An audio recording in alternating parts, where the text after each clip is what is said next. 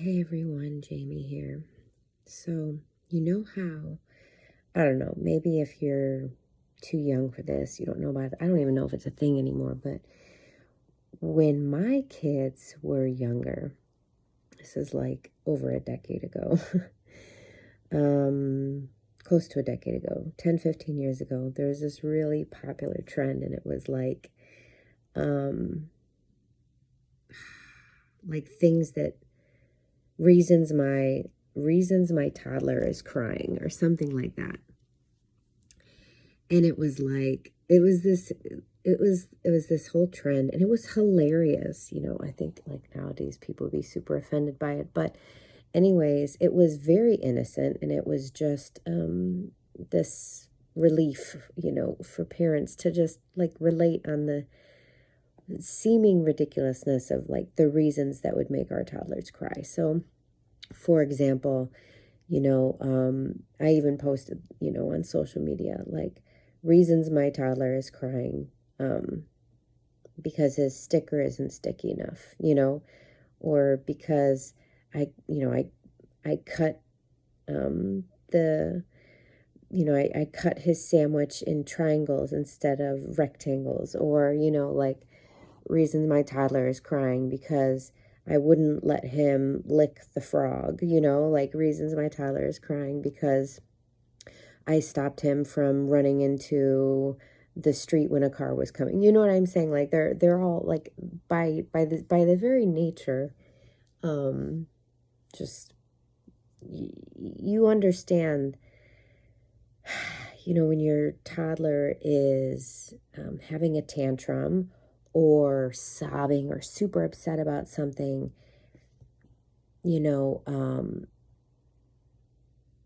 on some level you understand like something else is going on here. So the reason I'm telling you that is because somewhere along the way we forget about that. Like we forget that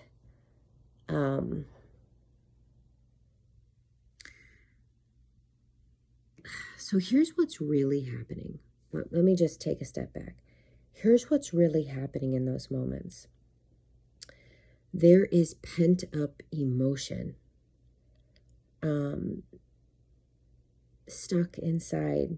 There's tension stuck inside your toddler's body, and they need to release it. They need a reason to release it. This is why when your child goes to school, they can come home and then just absolutely lose their shit for like seemingly no reason. What's happening is they have to hold it all together. They have to hold it in. They hold it together in school. And then by the time they get home, gosh, I forget who said it. It might be, I actually forget who said it. And her name is Dr. Laura. Oh my gosh, her last name is escaping me.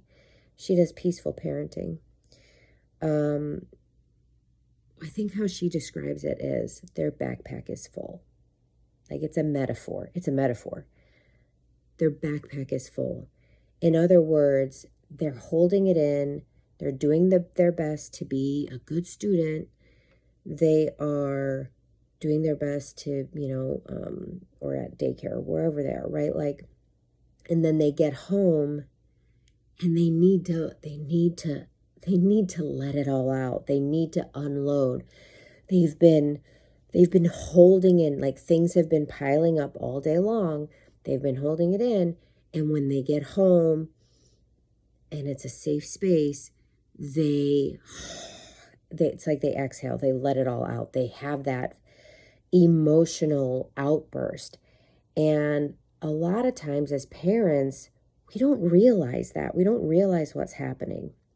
We just think like, what the fuck, like they're, like their teacher says they do so well all day long. And then here they come home and then we just get this abuse, Unfortunately, it's so common as parents, even with parents with super good intentions. Like not to realize what's happening there. And this does not just happen with kids, you guys. Literally. I coached multiple people. This is going to be a plot twist here, but I coached multiple people. And this is stuff I know, okay? I coached multiple people about this is a cornerstone of what I coach, just so you guys know, just to put this in perspective. This is foundational. This is the key to everything. Like, this is so important that we want to get to the point where we are not letting our external world dictate how we feel. We don't want to give away our power like that.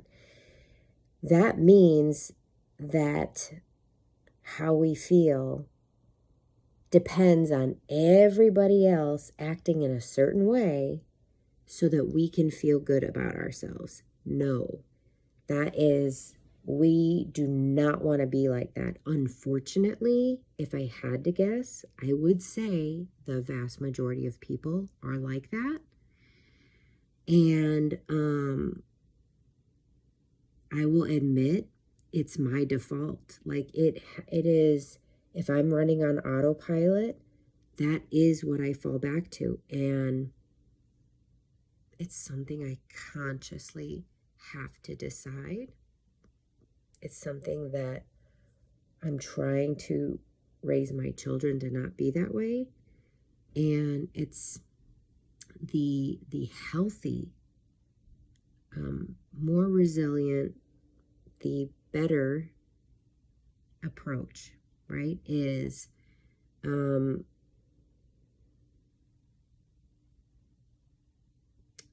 knowing that we have that capacity to feel differently, and that we never want to give that power away. We never want to let what other people say or do affect how we feel. This is really, really important. Okay, so anyways, going back. Okay, so naturally, children just do this, right? They slowly, they can slowly or quickly be conditioned away from it. But what's natural and what you naturally see toddlers do, and we call them like temper tantrums or the terrible twos, the terrible threes, or whatever. But what babies and children naturally do until it's conditioned out of them is they release that tension. They release that emotion when it builds up inside of them. What I'm trying to say is, though, that when we have these big emotional reactions, it is never about that, how do I put this? I hate using the words always and never. Okay. It isn't about the final straw that broke the camel's back. It's not just that last thing that tipped them over the edge. That's just the tip of the iceberg. When someone loses their shit, or when someone is having an emotional breakdown, or when someone is just having this big emotional reaction, unfortunately, the vast majority of people look at that and they're like, what is wrong with that person? Like, that wasn't that big of a deal. That's because it wasn't just about that thing. There was all sorts of shit building up inside these people, and the dam finally broke. And depending on how deep that conditioning is to hold it in and not be emotional and not show your emotions and not overreact and not, depending on how deeply ingrained or how much they were shamed or how much they were taught or programmed or conditioned that like emotions don't have a place. That is reflective of how much they probably have inside of them that has built up before that dam broke, before they freaking lost it. And so what I'm saying is, just the other day, I had coached multiple people on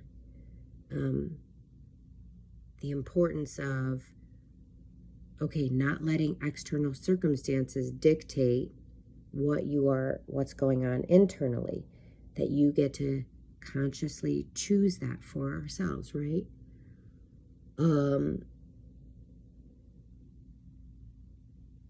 One person was talking about the offer that they put out. Another person was talking about, I primarily coach business owners. And so another one, it was money related. And then the most hilarious and ironic thing happened. I had just spent all this time, within the last 24 hours coaching on this topic quite a bit. And then literally I had like a toddler temper tantrum like the next morning.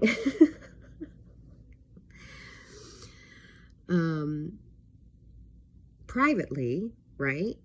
I didn't have a temper tantrum. What happened was I just started crying, and I just started crying so much, and nobody was around. Like it was in private, but it was like low-key embarrassing because literally, I'm just going to totally tell you guys, I just really want to illustrate this, and I don't care if it's vulnerable or embarrassing for me to share this. But there was an update on my iPhone, and it sucked. Like, my phone was like it was from the 1900s. The lag was unfathomable. I had made, maybe you noticed this, I had made a video, and then the video was nowhere to be found. I restarted my phone. The lag was still there. I made a second video. It was also not there. So I had just invested, 40 minutes making these videos for this channel, and they weren't there. My phone was like, if I clicked on an app, it was taking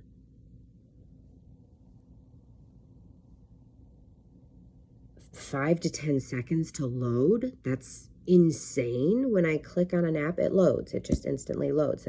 That's very irregular behavior. The frustration was mounting. I was so triggered. And I forget what else happened. There was one or two other things. And this happened in the span of I had literally just done breath work. It was the start of my day. It was so out of character. I had literally just coached so much on this same topic. But by the way, that means that energy was very active within me. And so anything out of alignment with that energy bubbles to the surface, right? So I'm telling you, I just start crying. I just start not sobbing, but almost sobbing. And I just feel so upset, and I'm just so frustrated, and I'm just so mad, and I'm just so annoyed. And it was just so ironic. But the truth was, there was this emotional tension building up in me. There was kind of one thing after another. and it was kind of happening quickly, and I wasn't processing each thing as it was happening. I was setting it aside. I was sort of pushing it down. I was like, okay, that video didn't record. Okay, I'm just going to record again. I was like, okay, it's super laggy. Oh, that's fine. I'm going to restart it. We'll just see what happens. But there was this tension. There was this frustration. There was all of this emotion building up. But instead of processing it in the moment, instead of pausing, I was like determined to get things done. I was determined to continue forward with my day. I was continued to like, okay, this isn't going to ruin my day, or this isn't going to stop me from getting done what I needed to get done. I was ignoring it. I was pushing it aside. And then it just was so out of alignment for me. And it was just like, there it was. Like, I literally was doing exactly what I was just coaching my clients not to do. Like, I was just coaching my clients about this. And so the irony was not lost on me. But anyways, also I think you can actually explain it scientifically, like by universal law. That energy was activated in me when I was coaching my clients on it. And so that trigger happened, that emotion was present, because it was anything that was inside of me that was out of alignment with the energy that I had activated. It's like it bubbles to the surface to get released. So the bottom line was, anybody who, like Truman Show, outside looking in, was observing me, like practically sobbing because I was upset about the iPhone update. It's like, it wasn't the update. Yes, it was the update, but there was so much. There was emotion. Who knows dating to how back, like how far back, right? There was stuck emotion. There was old wounding that was triggered in that moment. And I was able to release so much because I just let myself. And listen, when I'm out in the world and I'm like around people and I'm doing work and I'm being paid to be a professional, yeah, no, I have to keep it in. I can't just start sobbing in the middle of my workday, right? Like, it's kind of like the kid that's got a full emotional backpack, right? You get home where it's safe, and then it all kind of comes pouring out. The point I'm trying to make is twofold. A, try to increase your awareness of when you're witnessing this in others. It's not that they are overreacting because the wrong cheese was put on their salad or whatever, right? Like, do your best to be a more compassionate human when you see this unfolding in front of you, whether it's with your kids, somebody else's kids, or even adults. Like, everyone is carrying around so much, and that is one of the reasons I have this channel. This is one of the reasons why I coach. It's because I want people to know how to heal their shit, how to process and release it so it's not weighing them down anymore. So they're less likely to have these massive, explosive moments where it just seems like, they're just losing their shit. It's because it's just building and building and building and building and building, and finally someday the dam breaks, right? And then the second part is that recognize when this is happening for you. There's so much value in giving in processing and releasing our emotions when they are happening. And if we just can't do it in that moment, like, if we just can't do it in that moment, giving ourselves that outlet once we get home and we're in a safe space is very healthy and necessary. Okay? I personally have enough evidence, and I believe this, and there are books about this out there by way more intelligent people than me who've done a lot of research that I haven't done. Like, the body keeps score. Gabor Mate, he's got so many books about this as well. Like, Louise Hay, I feel like she was just like a trailblazer in this area. Like, our stuck emotions, unhealed things, things that we haven't healed, they fester and they ultimately poison us, and they are cause of disease in our bodies.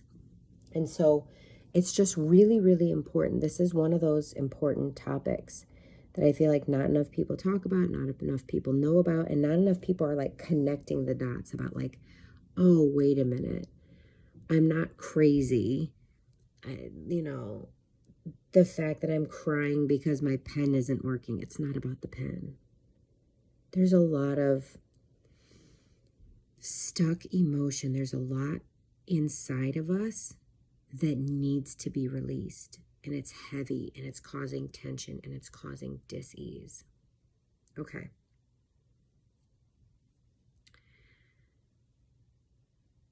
I think this is really top of mind for me too, because I was